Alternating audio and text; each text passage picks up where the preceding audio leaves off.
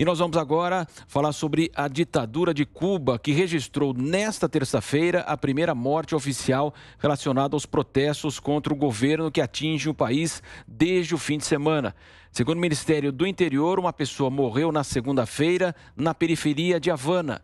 A agência cubana de notícias, vinculada ao Partido Comunista, diz que a vítima foi identificada como Diubis Laurencio Tejeda, de 36 anos. O governo lamentou a morte, mas não esclareceu as circunstâncias em que ela ocorreu. A ditadura reforçou o policiamento nas ruas do país, enquanto o ditador Miguel Díaz-Canel acusa os cubanos americanos de usar as redes sociais. Eu queria a sua análise sobre essa questão de Cuba, Ana Paula Henkel. Olha, Matos, os vídeos, eles agora viralizaram de uma maneira muito importante, né? Parece que os jovens cubanos, eles encontraram um meio e uma saída de burlar o bloqueio governamental, as redes sociais, a própria internet, né? As comunicações.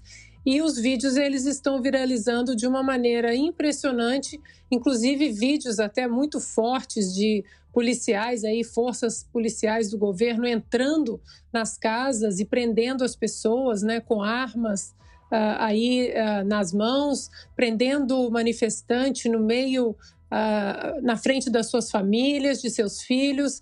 Isso tudo é muito grave, né? Muito grave porque a gente precisa acompanhar isso de perto, sabendo que no Brasil, em 2022, nós temos uma eleição presidencial que pode colocar aí novamente no poder um político ex-presidiário corrupto que anda de mãos dadas com esse tipo de regime totalitário. E a gente tem que exatamente voltar ao tema do voto auditável, sim, das urnas eletrônicas com voto auditável. Ah, mas Ana, você tem medo de possível fraude? Claro que eu tenho medo de possível fraude.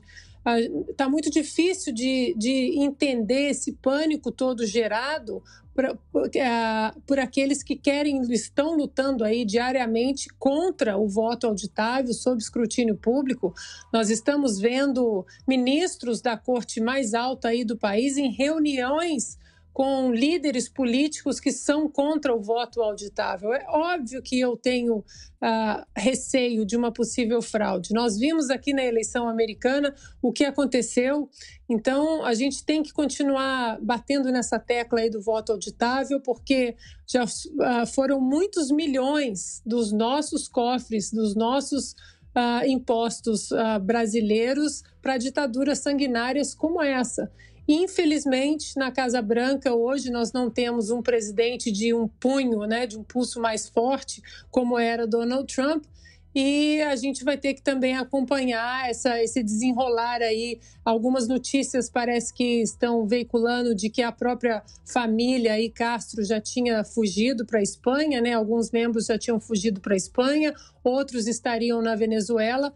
Mas o importante é que, além de tudo isso que a gente está vendo, é que nós estamos vendo jornalistas, fotógrafos de agências da imprensa sendo presos também em Cuba e nenhum pio da imprensa militante, né, infelizmente, aí no Brasil em relação a isso. Muito bem, Ana. Augusto, eu fiquei devendo você aí, queria falar sobre a CPI da Covid. Não tem problema. Pode falar, Augusto. Eu acho o seguinte, sobre o assunto do dia, o presidente Bolsonaro, eu não tenho rigorosamente nada mais a dizer, né, a perguntar, porque a situação agora depende dos médicos, eles vão decidir. Então a gente fica aqui chovendo no molhado, né? Vamos esperar para decidir e tal. Então vamos tratar de outros temas também, reconhecendo, repito, a importância desse. Sobre Cuba, a Ana falou por mim, as novas gerações começaram a sepultar a ditadura sexagenária, né, e falida. Agora, eu queria também acabar com a solidão do Guilherme Fiuza. Eu vou aderir ao movimento liderado pelo meu irmão Guilherme. Eu não falo mais sobre Renan Calheiros e o Omar Aziz, até que Omar Aziz explique a capivara que o aponta como pedófilo e o Renan explique que favores fez, revele que favores fez para que uma empreiteira sustentasse a vida, né, da segunda família que ele montou em Brasília. O senador Marcos Rogério resumiu tudo. Ou eles investigam os verdadeiros ladrões, ou não merecem ser o nome citado, só como réus, que não se explicam. São dois cafajestes, né, monopolizando as atenções do Brasil. As minhas atenções, eu transfiro para a polícia, né, que tem que cuidar dessa dupla. E de outros, né, que fazem parte aí dessa CPI infestada de delinquentes. E vão dizer, né, Augusto, que o Supremo não deixou, né, a participação dos governadores, dos prefeitos, né? Pois é, eles querem prender os outros, eles querem atacar mulheres. Então eu não quero mais conversa nem com pedófilo, nem com corrupto. Ana Paula queria complementar, pois não, Ana? Não, eu queria complementar, eu queria entrar nesse coro aí, porque eu não tenho mais caixas de antiácido em casa, né? É muito difícil a gente assistir aquilo tudo ali. Então eu quero fazer coro aí, quero entrar para esse time do Fiuza e do Augusto Nunes, da gente tentar evitar falar dessa palhaçada, né, desse circo, né? São os palhaços de lá e nós, os palhaços daqui, tendo que acompanhar o nosso dinheiro ser jogado pelo ralo.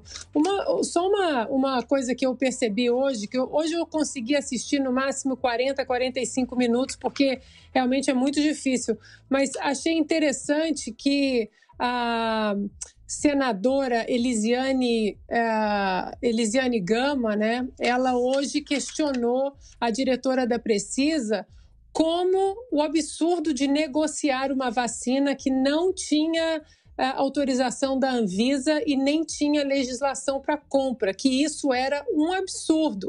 Mas aí eu fui na minha pastinha aqui da CPI, no segundo dia de depoimento do ex-ministro Pazuello, o senador Fabiano Contarato, e aí eles estavam investigando exatamente o esquema, os e-mails da Pfizer. O senador Contarato aí, então, ele bradava ali, né, do cantinho dele, que primeiro tinha que comprar, primeiro tinha que pagar, e depois tinha que discutir o contrato, e depois tinha que discutir a aprovação da Anvisa, mesmo sem a legislação própria.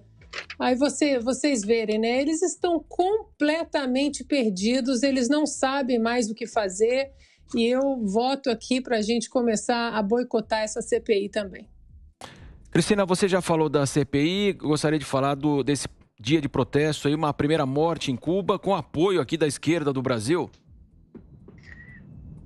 Só engrossar o coro aqui do Pingos nos Is, embora eu só tenha mais 2 dias de Pingos, mas eu sou adepta da ideia do Fiuza, da Ana e do Augusto, sou solidária, e a gente pode silenciar sobre CPI, tô dentro. Sobre Cuba, a gente mencionou bastante coisa aqui ontem sobre Cuba, né? E eu falei das informações que a Zoe Martinez trouxe numa entrevista que eu fiz com ela ontem para a Gazeta do Povo. O Pingos já tinha entrevistado a Zoe na segunda-feira. Para quem não conhece, a Zoe Martinez é uma cubana naturalizada brasileira. Ela veio com a família, quer dizer, o pai dela veio primeiro, depois a mãe, depois ela e a irmã que tinham ficado com os avós em Cuba, isso ao longo de 7 anos, naquela tormenta de famílias, milhares de famílias cubanas tentando sair daquele martírio que é viver em Cuba, viver sob ditadura.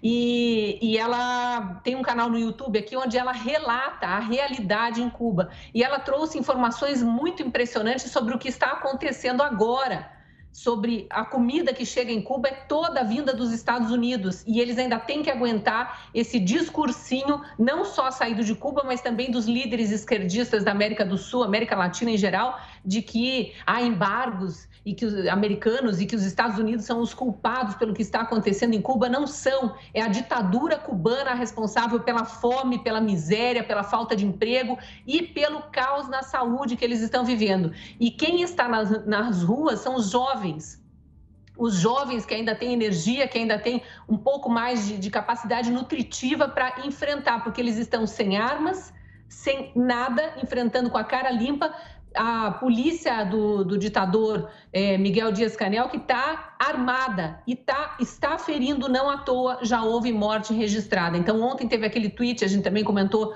do ex-presidente Lula, aquele fake news, né? Aquele tweet falso, falando, não vi nenhum policial com o joelho no pescoço de nenhum manifestante, querendo fazer uma referência àquela situação lá dos Estados Unidos que gerou todo aquele vandalismo, aqueles movimentos sem fim do Black Lives Matter. E não houve, e eu falei aqui ontem e repito, não houve, porque não houve policial com joelho, houve policial com rifle em cima de pessoas inocentes e desarmadas. É muito triste, mas hoje eu conversei de novo com a Zoe e ela conversou, por sua vez, conversou com outros cubanos, então é informação vinda direto da fonte. A população não sai das ruas. Em todas as cidades onde houve manifestação, domingo, segunda, terça, houve hoje de novo, e os cubanos estão resilientes e resistentes e pretendem sim lutar, continuar lutando pela sua liberdade. Quero ouvi-lo também sobre esse assunto, Fiuza. Olha, em primeiro lugar, eu quero aqui celebrar a formação da bancada, né? Essa bancada se chama CPI. Que CPI? Esse é o nome da nossa bancada, liderada, evidentemente, pelo mestre Augusto Nunes, com Ana, Cris e quem mais vier se juntar a ela. É claro, se o Omar Aziz der um tapa em alguém, evidentemente que a gente vai comentar e vai noticiar, enfim. Mas sobre esse assunto de Cuba, eu queria saber justamente isso. Quer dizer, o que o Lula, ou aquele que escreve o Twitter dele, achou dessa morte? Ele acha que foi sem querer? Ele acha que não tem problema, ele acha que a pessoa que faleceu já estava mesmo cansada de viver, porque foi isso que ele trouxe, né? O cenário que o Lula, esse cara de pau, né? Esse corrupto, condenado, né? Que virou herói aí de uma parte da burguesia cheirosa. Eles estão lá, Lula, saída democrática, né? Um vexame que vocês estão dando.